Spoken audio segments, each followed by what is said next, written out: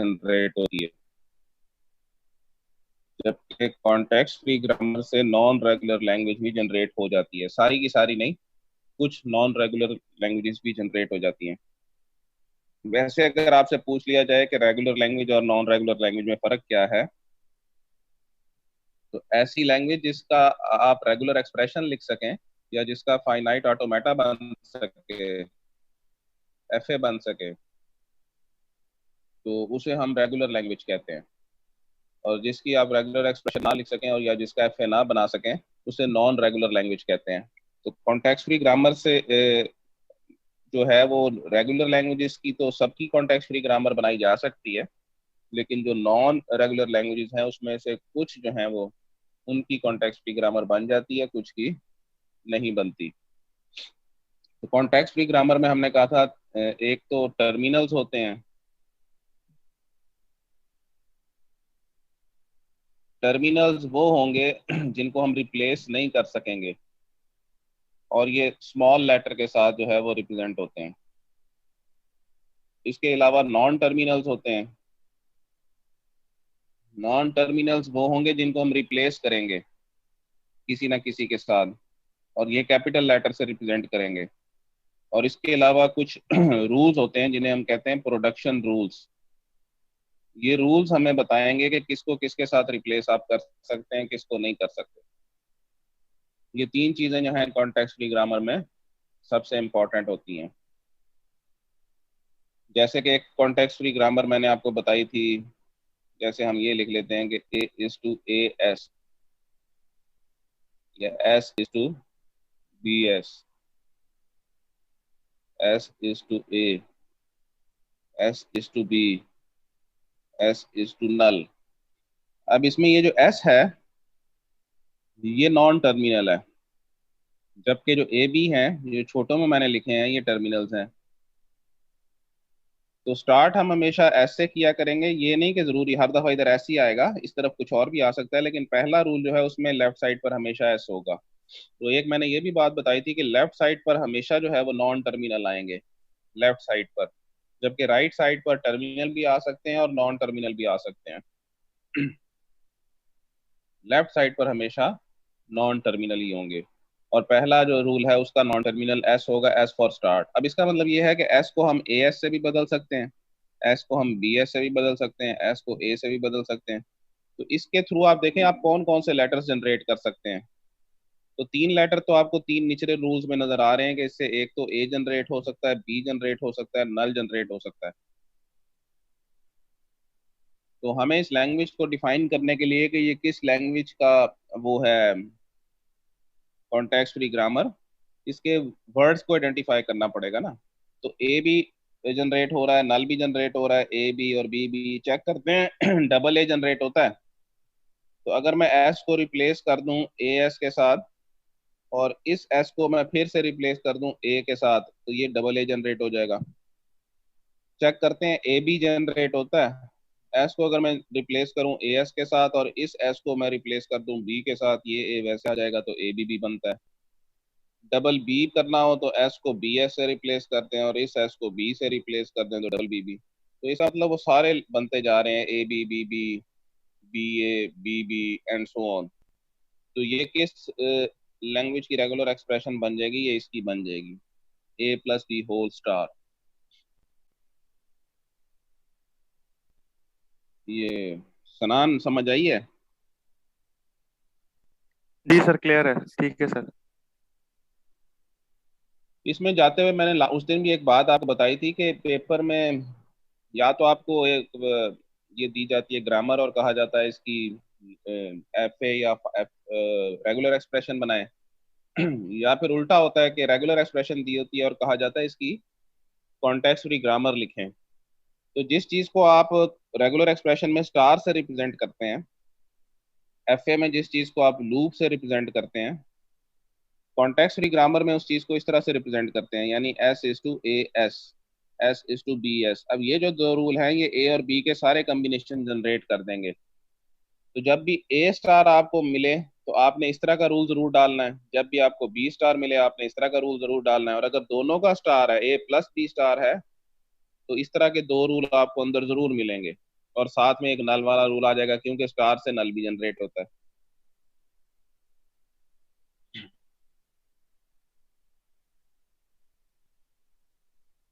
तो जैसे आज मैं आपको बताने लगा हूँ कि रेगुलर एक्सप्रेशन से आप लोगों ने अगर वो बनानी हो, कॉन्टेक्स्ट फ्री ग्रामर,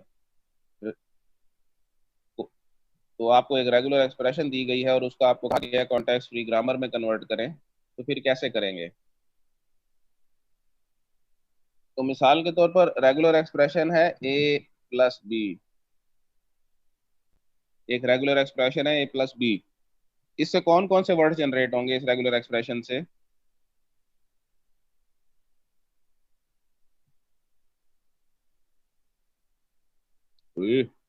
सर ए ए होगा, बी प्लस, होगा और ए और बी के सारे कॉम्बिनेशन होंगे। तू पास नहीं तो छितर मारता, इस पे स्टार लगा हुआ है। इसमें सिर्फ ए ए बी। और बी जनरेट होंगे। हाँ, सिर्फ ए और बी, और कुछ नहीं, ना नल ना कुछ भी और नहीं। उसकी वजह यह है कि इस पे स्टार नहीं है। तो इसकी रेगुलर एक्सप्रेशन ना बड़ी सिंपल सी हो जाएगी कि आप एस से ए जनरेट करवा लें और एस से क्या जनरेट करवा लें, बी। ये इसकी कॉन्टेक्स्ट फ्री ग्रामर बन गई। क्योंकि ये जो हमने रेगुलर एक्सप्रेशन लिखी थी, इससे सिर्फ दो वर्ड्स जनरेट हो रहे थे। प्लस का मतलब आप जानते हैं और के मायनों में आता है, तो या इससे ए जनरेट होगा या इससे बी जनरेट होगा। तो ये हमने इसकी कॉन्टेक्स्ट फ्री ग्रामर लिख दी। हाँ, अगर रेगुलर एक्सप्रेशन होती ये,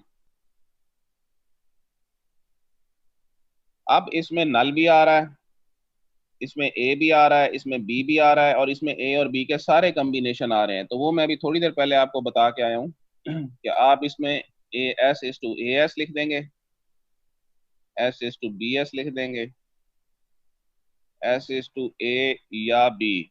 ये अलग अलग ये एक ही रूल मैंने लिख दिया, इसको अलग अलग ऐसे भी लिख सकते हैं। ये वाली बात और ये वाली बात एक ही है, और साथ में इसके नल भी डाल दें।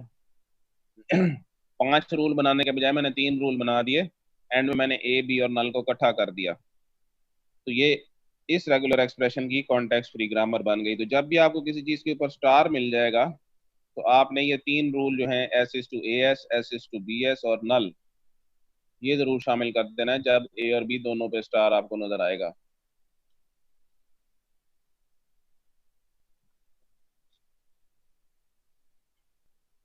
अब इसी तरह से एक रेगुलर एक्सप्रेशन है ये ए प्लस बी,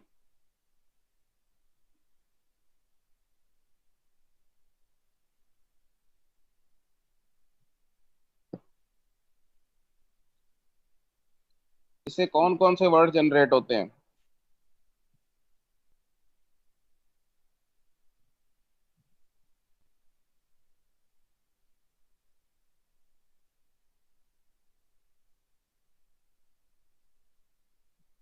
सर में इस एंडिंग विद बी है, ये ending with A B. And ending with A B नहीं सर, एंडिंग विद ए। है। तो एंडिंग विद ए बी कहाँ से आ गया? एक टुकड़ा ये है, दूसरा टुकड़ा ये दरमियान में प्लस है। इससे एक तो ए बी जनरेट हो रहा है, ए बी इकट्ठा, और डबल ए जनरेट हो जाएगा और बी ए जनरेट हो जाएगा। स्टार तो कहीं भी नहीं लगा हुआ, स्टार नहीं लगा हुआ पुत्र। इस तरह की रेगुलर एक्सप्रेशन जब आपको दी जाए जिसमें प्लस है, तो सबसे पहला रूल आपने ये करना है कि आपने इस टुकड़े को, ये जो प्लस के इस तरफ टुकड़ा है, इसको एक नाम दे दें और इसको दूसरा नाम दे दें। यानी आप लिख दें S is to X plus Y. तो प्लस के लिए आपको पता है यूं लिखा जाता है, यानी एस से या तो एक्स जनरेट हो सकता है, एस से या वाई जनरेट हो सकता है। अब एक्स मैं इसको कह रहा हूँ, वाई मैं इसको कह रहा हूँ। समझ आ गई कि अभी मैंने क्या किया? इस चीज को अभी हमने तफसील में नहीं गए, सिर्फ मैंने इस प्लस को अलग किया है कि इस टुकड़े को मैंने एक्स कह दिया और इस टुकड़े को मैंने वाई कह दिया, तो वो वाला रूल हमने बना लिया। अब देखें, जिस टुकड़े को हमने वाई कहा है उसकी जगह पर क्या आना है? छोटा ए बी। तो फिर आप लिख देंगे कि वाई जो है ये रिप्लेस कर सकता है ए बी को, लेकिन वहां तो छोटा था। तो फिर आप क्या करेंगे? ए की जगह छोटा ए कर दें और बी की जगह छोटा बी कर दें। तो देखें आपकी एक साइड मुकम्मल हो गई, ये वाली। कि एस से क्या जनरेट होता है वाई, वाई से क्या जनरेट होता है ए बी, और ए से छोटा ए और बी से छोटा बी। तो आपके जहन में एक बात आई होगी कि ये जो तीन रूल लिखे हैं हमने, इसकी जगह हम एक रूल यही लिख लेते कि Y is to A B, कि वाई को पहले कैपिटल में लिखा और फिर, तो ये ऐसे नहीं करना, डबल डबल नहीं रिप्लेस करना है, सिंगल से रिप्लेस करना है। तो चूंकि ये डबल था तो इसके टुकड़े कर दिए, नॉन टर्मिनल्स लगा सकते हैं, दो टर्मिनल्स इकट्ठे नहीं लगाने, ये बेहतर होता है। अच्छा, अब रह गई लेफ्ट साइड। तो लेफ्ट साइड में हमारे पास क्या था, एक्स के, ये इस साइड को हमने एक्स का नाम दिया था। तो इसमें भी दो टुकड़े हैं, एक ये है और एक ये है। तो हम ये करते हैं कि एक्स को रिप्लेस कर देते हैं, ये जो टुकड़ा है इसको मैं कोई और नाम दे देता हूँ जेड, और ये छोटा ए है तो इसकी जगह कैपिटल ए लिख देंगे, कैपिटल ए फिर स्मॉल ए से रिप्लेस हो जाएगा बाद में, तो रह गया सिर्फ जेड। तो जेड की जो रिप्लेसमेंट है वो आ जाएगी, क्या आनी चाहिए, ए या बी। थोड़ा लेंथी जरूर हो गया लेकिन बड़ा आसान सा है कि इस टुकड़े को हमने एक्स का नाम दिया, एक्स के दो हिस्से थे तो एक्स की शक्ल देखे मैंने लिखी है जेड और ए। अब जो बड़ा ए है उसकी जगह तो आ जाएगा स्मॉल ए, वो ऊपर वाले रूल को यूज करते हुए। बाकी रह गया ए प्लस बी, और ए प्लस बी के लिए अभी आप ऊपर पढ़ के आए हैं कि ए प्लस बी के लिए हम यूं लिखते होते हैं कि एस इज टू ए और एस इज टू बी, तो वही मैंने लिखा है। क्योंकि अब इस ए प्लस बी को हमने जेड कहा है तो जेड लिख दिया, जेड इज टू ए या बी। इनको दो रूल भी बना सकते थे, मैंने एक ही रूल में लिख दिया। आइए समझ।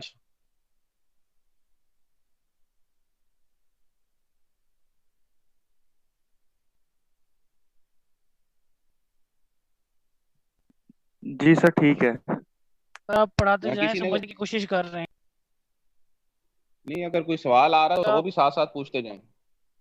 नहीं नहीं सर, अभी आप पढ़ाएं फिर। सर ये टॉपिक, ये मेले टू मुरे मशीन वाला चल रहा है ये।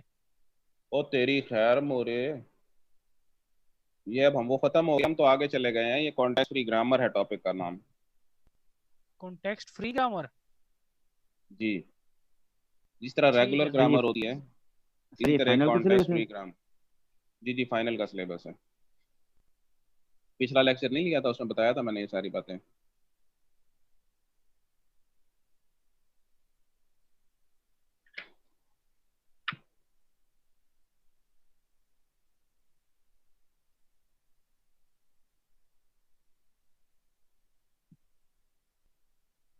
ए plus B double A plus double B, और फिर A plus B. Sir camera सही करें, हैं, कैमरा सही करें। उठाओगे? ठीक है सर, कैमरा। अब ठीक है। तो वही वाला हिसाब किताब स्टार्ट करेंगे कि इस टुकड़े को पहले एक भी नाम ठीक दें, था। इस टुकड़े को दूसरा, और इस टुकड़े को तीसरा नाम दें। आपका ये बन जाएगा, फॉर एग्जांपल देखें, अब ये वाला टुकड़ा, कितने टुकड़े हैं टोटल, तीन टुकड़े, लेकिन ये टुकड़ा और ये टुकड़ा सेम है, लिहाजा इसको आप सेम नाम दे दें। तो आप लिख दें S is to X Y X, यानी कि दरमियान वाले टुकड़े को मैंने वाई कहा है और उसके वाई के इस तरफ और वाई के इस तरफ वाली चीज सेम है, तो यहाँ पर आपको नजर आ रही है सेम है। अब जिस टुकड़े का नाम हमने एक्स रखा है तो उससे क्या जनरेट हो सकता है, ए या बी? तो वो तो बड़ा आसान सा रूल बन गया, ए या बी। एक्स से क्या जनरेट हो सकता है, ए या बी। अच्छा, इसकी जगह पर आप ये भी लिख सकते थे कि एक्स से आप जनरेट करें कैपिटल ए या कैपिटल बी, बल्कि ये ही कर लें, यूं ना करें। उसकी वजह मैं बता रहा हूँ। अच्छा, पहले बता तो दूं क्या कहना चाह रहा हूँ, कि इसकी जगह मैंने कहा आप ये भी कर सकते हैं कि X is to capital A या कैपिटल बी, और ए से स्मॉल ए जनरेट कर लें और कैपिटल ए से स्मॉल बी जनरेट कर लें। इस ए की जगह मैंने कहा ये तीन भी लिख सकते हैं, लेकिन आप यही तीन लिखें। उसकी वजह यह है कि अभी हमने डबल ए और डबल बी जनरेट करना है, तो उसके लिए हमें इसकी जरूरत पड़नी है। तो इसको छोड़ दें, ये आ जाएंगे तीन रूल। अगर ये दरमियान वाला टुकड़ा ना होता फिर तो आप यही लिख देते, लेकिन ये दरमियान वाले टुकड़े में चूंकि डबल ए है तो मैंने बताया दो स्मॉल ए हम इकट्ठे नहीं लिखेंगे, तो उसके लिए हम अब दरमियान वाले टुकड़े को मैंने क्या कहा है, वाई। तो वाई के लिए हम रिप्लेसमेंट लिख देते हैं इस तरह से, और बस खत्म हो गया। अब ए जो है वो रिप्लेस हो जाएगा स्मॉल ए से, तो ये बन जाएगा 2 स्मॉल ए, और बी रिप्लेस हो जाएगा स्मॉल बी से, ये बन जाएगा स्मॉल बी। तो आपके सारे रूल्स जो हैं वो पूरे हो गए। तो फिर से देख लें कि इस टुकड़े को और इस टुकड़े को मैंने सेम नाम दिया एक्स, दरमियान वाले को दिया वाई। अब एक्स से या तो ए जनरेट होना था या बी, तो हमने क्या किया कि एक्स से या कैपिटल ए या कैपिटल बी, और कैपिटल ए को ए से रिप्लेस कर देना है और कैपिटल बी को बी से रिप्लेस कर देना है। इसी तरह ये टुकड़े का नाम वाई था, तो वाई से या कैपिटल ए या कैपिटल बी, दोनों कैपिटल की जगह स्मॉल आ जाएगा इस रूल को यूज करते हुए, और कैपिटल की जगह यहाँ भी स्मॉल आ जाएगा इस रूल को यूज करते हुए।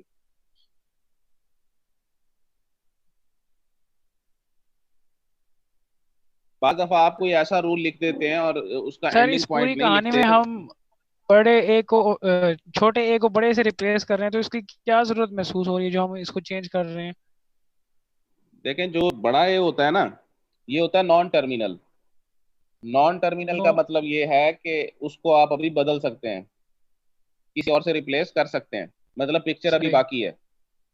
जबकि सही। टर्मिनल का मतलब है कि यहाँ कहानी खत्म हो गई है। तो जब आप कोई स्ट्रिंग बना रहे होते हैं तो आपको टर्मिनल्स तक पहुंचना होता है। सही। जब आप स्ट्रिंग बनाएंगे तो आपको टर्मिनल्स तक पहुंचना है। अगर आप इसको यहीं पर ही छोड़ दें और ये दो ना यूज करें, तो फिर ये तो अभी मजीद चेंज होने थे, तो ये तो कोई स्ट्रिंग नहीं है। कैपिटल ए तो आपके इसमें कहीं पे भी कोई स्ट्रिंग नहीं है, तो आपको तो 2 स्मॉल ए तक पहुंचना था, तो उसके लिए आपको ये रूल्स भी डालने पड़ेंगे। ठीक हो गया सर। बात, आपने एक रूल लिख दिया ये वाला किसी, इससे कौन सा वर्ड जनरेट होगा? ए स्टार। ए स्टार नहीं, सही बताएं, ए पहले स्टार चक्कर नहीं। में तो ए होगा, दूसरे चक्कर में अगर उसका बी हुआ तो बी होगा, कोई और हुआ तो वो होगा। ओए ओए, बी किधर है? इसमें तुझे बी नजर आ रहा है? अभी थोड़ी देर पहले तो पिछले लेक्चर में बता के गया हूं कि इस रूल से ए के सारे कॉम्बिनेशन जनरेट होते हैं, A double A triple A. बताया नहीं अभी? देखो ना, एस को आप रिप्लेस कर लेते हैं ए एस से, फिर इस एस की जगह ए आ जाएगा डबल ए, ठीक है। इसी तरह ट्रिपल ए, जितने मर्जी बनाते जाएं। लेकिन अभी किसी ने कहा ए स्टार, लेकिन इसमें नल नहीं है ना, तो ये ए प्लस होगा, जैसे बुरहान कह रहा है ए प्लस की है, इसका इसकी रेगुलर एक्सप्रेशन है ए प्लस।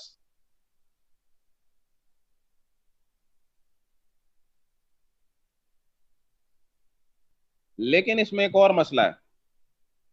ये ए प्लस तो मैंने आपको सिर्फ बताया कि जहां पर ए के सारे कॉम्बिनेशन जनरेट हों उसकी रेगुलर एक्सप्रेशन ए प्लस होती है। अगर नल आ जाए तो फिर ए स्टार होती है।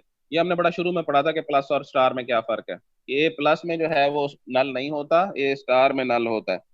लेकिन मैं कहना ये चाह रहा हूं कि आप इस रूल से कोई भी स्ट्रिंग जनरेट नहीं कर पाएंगे। सही कह रहा हूं मैं सफदर? सर मैं कंफ्यूज हूँ इस मामले में, मैं कुछ नहीं कह सकता। मैं बताता हूँ, एस को किससे रिप्लेस किया? ए एस से। ए से। जी सर। ए ए एस से ही कर सकते हैं ना, ए से तो नहीं कर सकते, ए एस से। तो अभी भी देखें ये कंप्लीट नहीं है, इसमें एस फिर पड़ा हुआ है। फिर इस एस को किससे रिप्लेस करोगे? ए एस से। जी फिर सर। इसमें एस आ गया है, तो ये एस तो रहना ही है। इस तरह से आप कोई भी स्ट्रिंग जनरेट नहीं कर पाएंगे क्योंकि ये एंड ही नहीं हो रही। अब बात समझ आई है मेरी? तो ये एक इनफाइनाइट जी सर। सिलसिला चल पड़ेगा, क्योंकि आप जब भी एस को रिप्लेस करेंगे तो उसमें दोबारा एस आ जाएगा, फिर एस को रिप्लेस करोगे उसमें दोबारा एस आ जाएगा। तो इस तरह ये रुकेगा नहीं और आप कोई भी जनरेट नहीं कर सकेंगे। वो कि यहाँ पर ए डबल ए तो आता जा रहा है लेकिन जनरेट तो नहीं हो रहा, अभी वो कंटिन्यू है। तो ये एक इनफाइनाइट लूप लग जाएगा जिसको आप रोक नहीं सकते।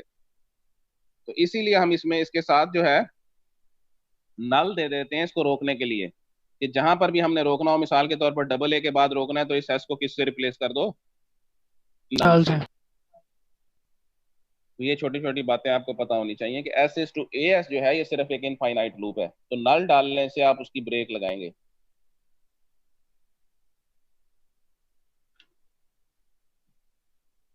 सर नल के आने से फिर ये स्टेरिक हो जाएगा। स्टैटिक हो जाएगा।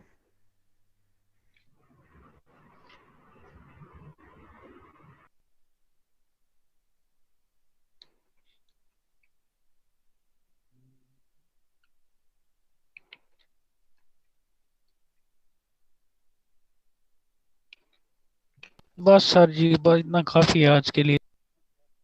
वो मरे। अभी मिस आयशा का बोरिंग लेक्चर भी सुनना है आपने? वो तुम लोग को कनेक्ट करके सोए पड़े होते हो, सुन कहाँ रहे होते हो?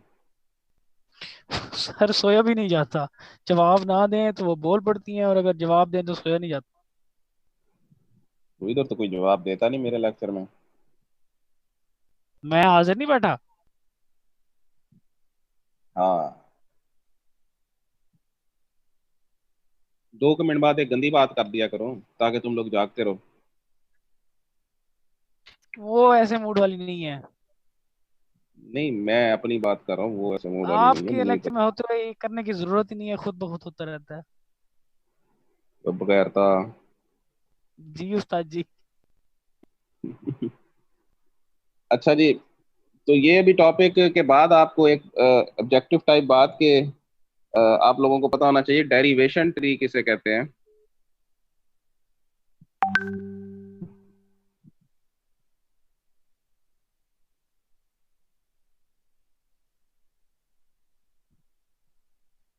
डेरिवेशन ट्री, सिंटैक्स ट्री या जनरेशन ट्री किसे कहते हैं? तो ये कोई नया टॉपिक नहीं है। मैंने पहले पिछले लेक्चर में और आज भी ये ट्री ड्रॉ किया है कि जब हम कॉन्टेक्स्ट फ्री ग्रामर को देखते हुए कोई स्ट्रिंग जनरेट करते हैं तो जो उसका हम ट्री ड्रॉ करते हैं उसे डेरिवेशन ट्री कहते हैं। उसे हम क्या कहते हैं? Derivation tree. जैसे मैंने अभी बताया कि S is to A S और एस इज टू नल। तो मुझे कहा जाए कि इस स्ट्रिंग का डेरिवेशन ट्री ड्रॉ करें, तो आप क्या करेंगे? S is to A S, ठीक है। इस ए को आप ऐसे रहने देंगे और इस ए फिर ए एस आ जाएगा, और इस एस को फिर ए एस आ जाएगा, और इस एस से आपका क्या आ जाएगा? नल। तो ये इसका डेरिवेशन ट्री है ट्रिपल ए का। ट्री तो बना ही लोगे ना, वही जो हम रिप्लेस करते हैं तो उसकी जो डायग्राम बनाते हैं उसे हम कहते हैं डेरिवेशन ट्री, सिंटैक्स ट्री या जनरेशन ट्री। कि इस वाली कॉन्टेक्स्ट फ्री ग्रामर से इस स्ट्रिंग को कैसे जनरेट किया गया, तो उसके लिए जो हम ट्री ड्रॉ करते हैं उसे हम कहते हैं जनरेशन ट्री।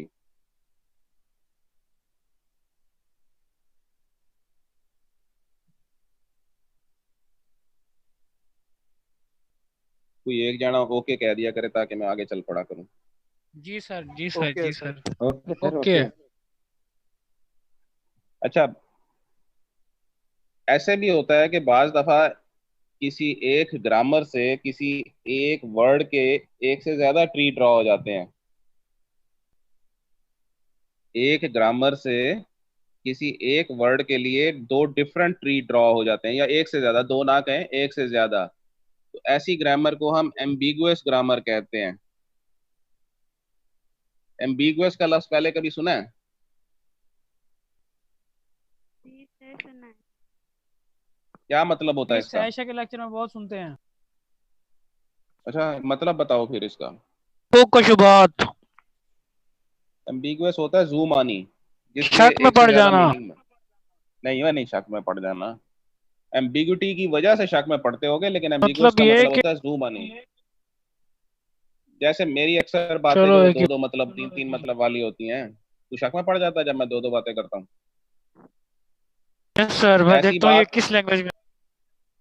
नहीं नहीं, ऐसी बात जिसके एक से ज्यादा मीनिंग निकल रहे हो उसे हम एम्बिगुअस एम्बिगुअस कहते हैं। तो याद रखेंगे कि एम्बिगुअस ग्रामर कौन सी होगी? ऐसी ग्रामर जिसके कम अज कम किसी एक स्ट्रिंग के एक से ज्यादा सिंटैक्स ट्री बन सकें। किसी, ये नहीं कि सारी स्ट्रिंग्स के, उस ग्रामर के अगर किसी एक स्ट्रिंग का भी आप एक से ज्यादा जो है वो सिंटैक्स ट्री बना लेते हैं, तो वो ग्रामर जो है एम्बिगुअस ग्रामर कहलाएगी। तो ये अभी टॉपिक थोड़ा सा आगे चल के आना है एम्बिगुअस ग्रामर का, तो इसीलिए मैंने इसको आपसे शेयर किया है।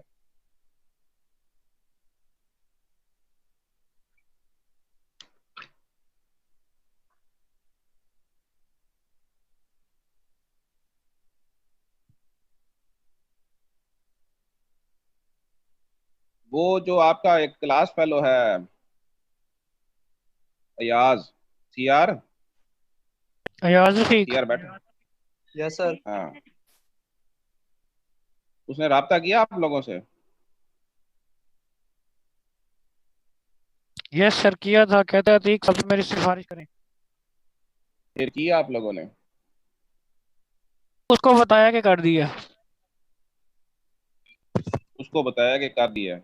वो कल गया, उसको फिर धक्का दे दिया कि जा भाग जा, किसी ने सिफारिश नहीं की। तो किसी ने कहा कि 4-5 शहादतें इकट्ठी करो, अगर कोई गवाही दे देगा आपके क्लास में से तो आपको बिठा लेंगे। नहीं, किसी ने नहीं कहा, मैंने मशवरा दिया था। मैंने कहा था यार 3 टीचरों की लिया, या अपनी क्लास के 5-6 स्टूडेंट्स तेरी रिक्वेस्ट कर दें, क्लास में नहीं हमने बैठाएंगे। पैसे अच्छा मसला यह है, अगर इसकी रिक्वेस्ट कर भी देना इसने फिर वैसे करना है, हमारी रिक्वेस्ट भी।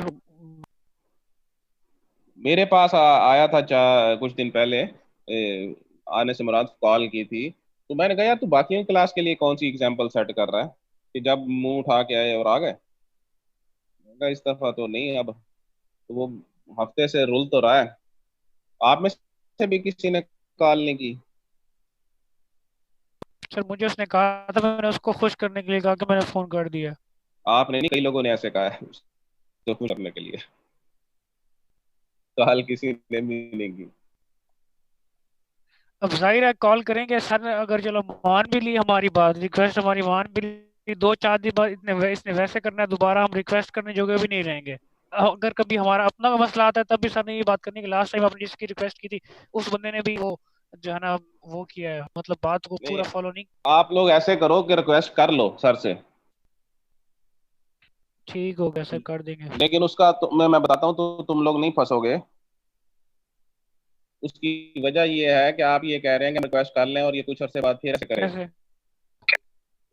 कि फिर भाग जाए, तो जी फिर जी हम सर को मुंह दिखाने जोगे तो उसकी जी नौबत जी इसलिए बिल्कुल नहीं आया बिल्कुल। क्योंकि आपकी रिक्वेस्ट के बाद भी हमने इसे क्लासेस की परमिशन नहीं देनी। सिर्फ ये है कि अगर 5-6 लोग सिफारिश कर देंगे तो फिर मैं सर से थोड़ी सी सिफारिश करके, ताकि इसका चलो मैं कहता हूँ ना ही जाया हो एमसीएस, हम सिर्फ इसे पेपर की परमिशन देंगे, क्लासेस की तो फिर भी नहीं देनी।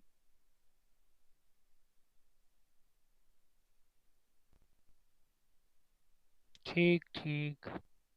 उसके दोस्त बैठे हुए ठीक साहब को हैं किस ग्रुप टाइम में। कॉल करें जब वो इजी हो, ये तो ना हो ना।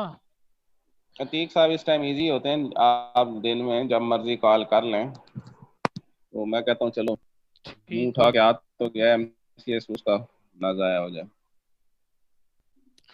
ठीक हो गया सर, लेक्चर के बाद कॉल करेंगे इंशाल्लाह। बाकी आप लोगों की अपनी मर्जी है, क्योंकि अगर वो शहादतें मसूल ना हुई तो फिर ईद नहीं होगी।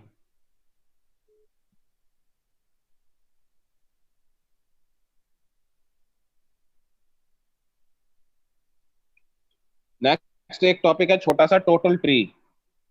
ये टोटल ट्री क्या होता है? तो आपको पता है लैंग्वेजेस भी 2 तरह की होती हैं, एक फाइनाइट लैंग्वेज होती है और एक इनफाइनाइट लैंग्वेज होती है। अब इसका तो फर्क पता होगा। सीआर, क्या फर्क होता है फाइनाइट लैंग्वेज और इनफाइनाइट लैंग्वेज में?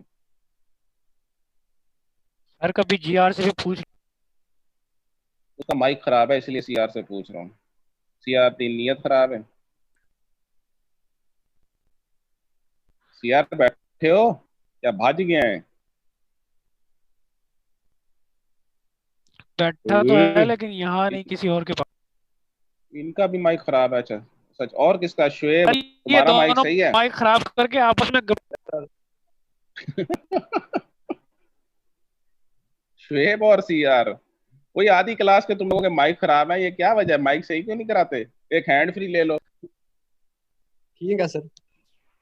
ये वैसे क्या कह रहा हूँ मोबाइल का माइक खराब है। मोबाइल पे यूज अच्छा करते हैं ठीक सर। है, फिर क्या है, ये माइक का लेके इश्यूज हैं?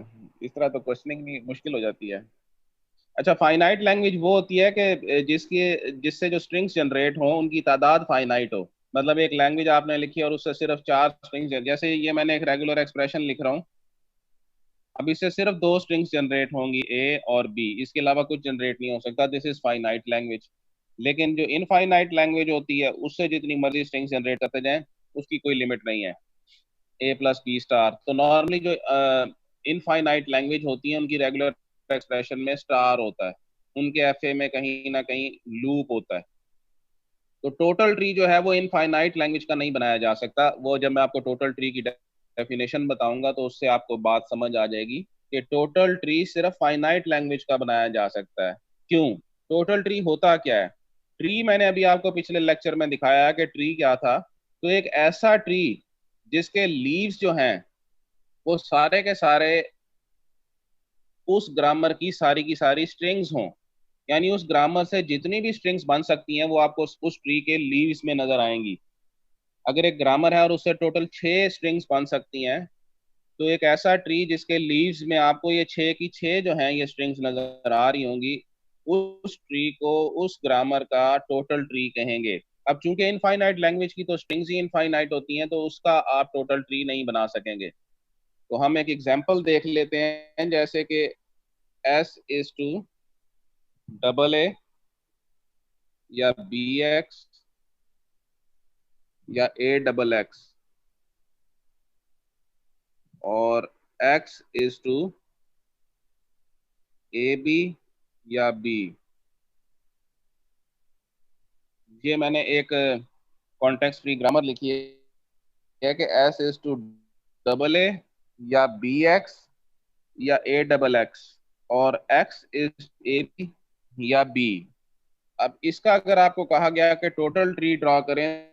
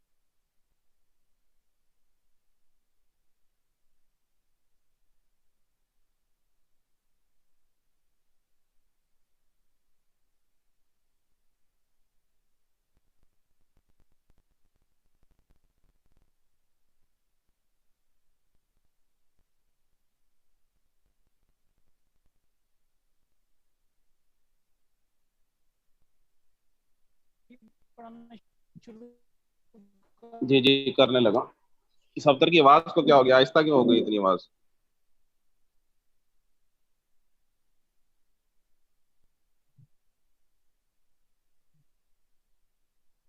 कर तो ये थी दें। ग्रामर और इसका हमने लिखना है टोटल ट्री। तो टोटल ट्री कैसे बनाएंगे? सबसे पहले आप देखें, एस है, इसको आप किससे रिप्लेस कर सकते हैं? एक इसको दूर हो जाए ना एक तो फिर आप ऐसे रिप्लेस लगता है। एस को रिप्लेस करके एक तो आप डबल ए से रिप्लेस कर सकते हैं, एस को एक बी एक्स से रिप्लेस कर सकते हैं और तीसरा आप इसको रिप्लेस कर सकते हैं ए डबल एक्स से। यहाँ तक तो समझ आ गया होगा कि एस की रिप्लेसमेंट्स तीन थी, डबल ए, बी एक्स और ए डबल एक्स, तो वो मैंने तीनों लिख दी। अब जो डबल ए है ये तो इसमें तो सारे टर्मिनेटर है, इससे तो आगे कुछ नहीं जाना, तो इसको छोड़ देंगे। अब इसको देखें, अब इसमें है बी एक्स और एक्स की रिप्लेसमेंट्स दो हैं, या ए बी या बी। तो आप क्या करेंगे कि एक दफा एक्स की जगह मैं डाल देता हूँ ए बी, और दूसरी दफा मैं एक्स की जगह डाल दूंगा बी। तो ये दो स्ट्रिंग्स और जनरेट हो गई। बी मैंने वैसे ही रहने दिया है, पहले पहले मैंने एक्स की जगह ए बी डाल दिया है यहाँ से, और दूसरी दफा मैंने एक्स की जगह क्या डाल दिया, बी। तो ये साइड भी मुकम्मल हो गई। अब आ जाए इस तरफ। तो इसमें सबसे पहले दो एक्स हैं, तो पहले मैं ये करता हूँ कि पहले एक्स को मैं रिप्लेस करता हूँ ए बी के साथ, और दूसरा एक्स वैसे ही रहने देता हूँ। फिर मैं ये करता हूँ कि पहले एक्स को मैं रिप्लेस करता हूँ बी के साथ, और दूसरा एक्स वैसे ही रहने देता हूँ। फिर हम ये करते हैं कि पहला एक्स वैसे ही रहने देते हैं और दूसरे एक्स को ए बी के साथ रिप्लेस कर दिया, और फिर ये करते हैं कि पहला एक्स वैसे ही रहने देते हैं और दूसरे एक्स को बी के साथ रिप्लेस कर दिया। ये समझ आया कि दो एक्स थे, तो इन दोनों में मैंने पहले एक्स को रिप्लेस किया, एक ये रिप्लेस किया और एक ये, दूसरा एक्स वैसे रहने दिया। और इसमें मैंने पहला एक्स वैसे रहने दिया, दूसरे एक्स को एक दफा ए बी के साथ रिप्लेस कर दिया, एक दफा बी के साथ रिप्लेस कर दिया। अच्छा, आप देखें कि अब इसमें एक्स है, फिर तो इसके आगे फिर दो बन जाएंगे, एक आ जाएगा ए बी, तो एक्स की जगह आ जाएगा ए बी एक दफा, और दूसरी दफा एक्स की जगह आ जाएगा बी। सेम इधर भी ऐसे ही आएगा, एक दफा एक्स की जगह आ जाएगा ए बी, और दूसरी दफा एक्स की जगह आ जाएगा बी। इधर भी ऐसे ही आएगा, एक दफा एक्स की जगह आ जाएगा ए बी, और दूसरी दफा एक्स की जगह आ जाएगा बी। और इधर भी ऐसे ही, एक दफा एक्स की जगह आ जाएगा ए बी, और दूसरी दफा एक्स की जगह आ जाएगा बी। तो अब देखें, जो इसके जो लीव्स हैं वो सारी की सारी क्या हैं, वो तमाम स्ट्रिंग्स हैं जो जो इस लैंग्वेज से बन सकती हैं। इसमें कुछ जो है वो रिपीट भी हो रही होंगी, जैसे कि ये ए बी इधर भी है, ए बी इधर भी है, तो कुछ रिपीट भी हो रही हैं।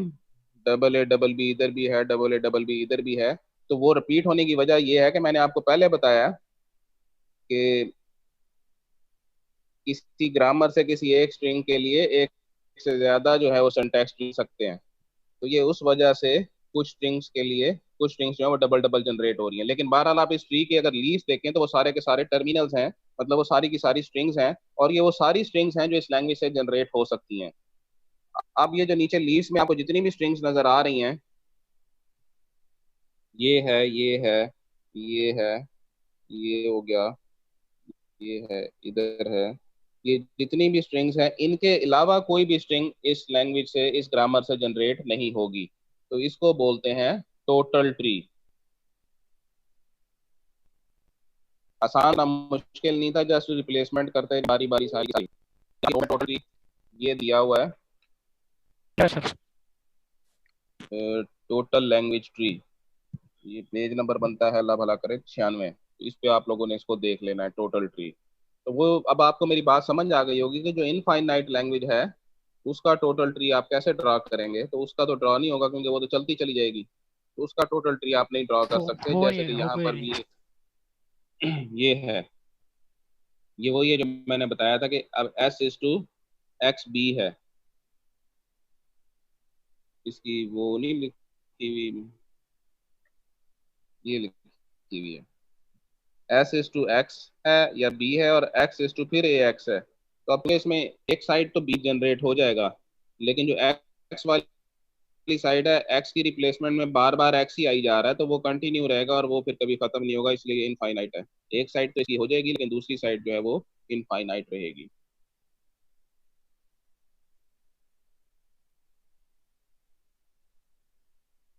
क्लियर।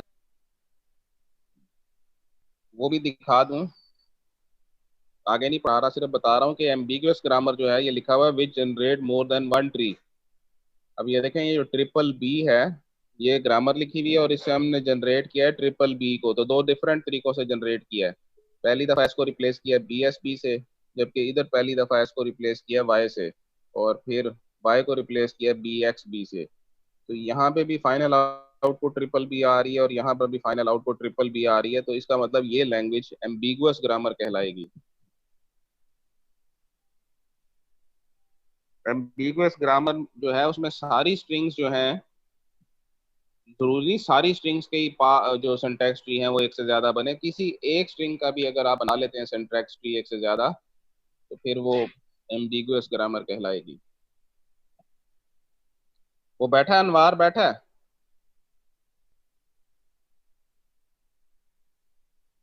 पार्टिसिपेंट्स है वो, सीआर हाजिरी लेते हो, अटेंडेंस लेते हो?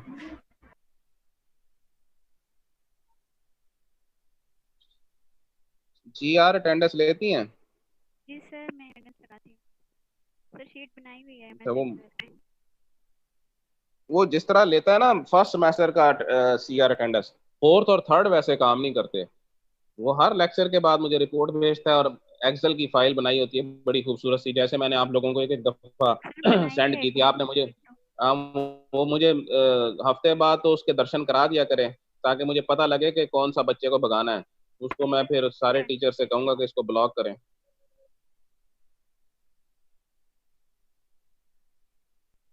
आप भी कहते होंगे कि अब अटेंडेंस पूरी करने का क्या फायदा, क्या करेंगे ये कॉलेज वाले, क्या कर सकते हैं? ये जो आपका टेस्ट होना है ना, जो कि लग रहा है एमसीक्यूज टाइप अब हो, ये एलएमएस पे होना है, तो जिसकी अटेंडेंस शॉर्ट होगी उस दिन हम उसको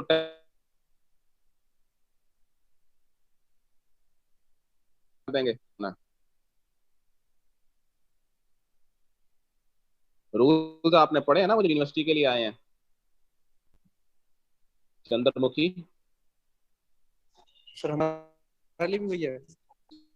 वो हमारी डिस्कशन चल रही है ना कि हम मजिद हैं इस बात पे कि जो यूनिवर्सिटी का जिस तरह से आप लोग एग्जाम ले रहे हैं, इसी तरह से हमारे बच्चों का भी ले लें। तो उन रूल्स में यही है कि किसी बच्चे को फेल नहीं किया जाएगा जो प्रेजेंट है। उसकी जो पिछले सेमेस्टर की जीपीए है उतनी तो उसे लाजमी दी जाएगी, लेकिन अगर वो ज्यादा अच्छा अटेम्प्ट कर लेता है तो उससे ज्यादा भी दी जाएगी, कम नहीं दी जाएगी।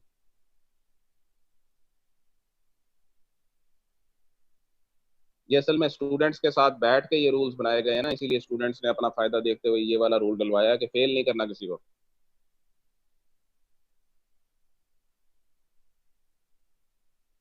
लेकिन जो उस टेस्ट में, एक ही टेस्ट होगा सारे पेपर्स का, 3 घंटे का, जो उस टेस्ट में एब्सेंट हुआ उसका इधर सेमेस्टर फाइनल फ्रीज का होगा। वही होगा सर। आप इधर फाइनल का सर तो फाइनल मुश्किल मिड होगा, उसी उसी टेस्ट में मिड, मुश्किल होंगे।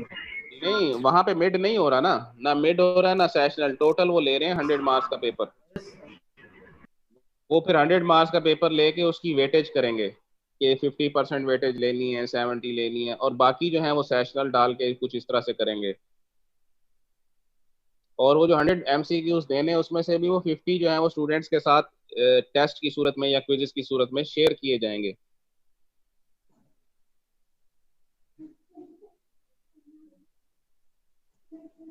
बहरहाल देखो, अल्लाह भला करे, कुछ ना कुछ आ ही जाएगा। ठीक है जी, ओके, अल्लाह हाफिज।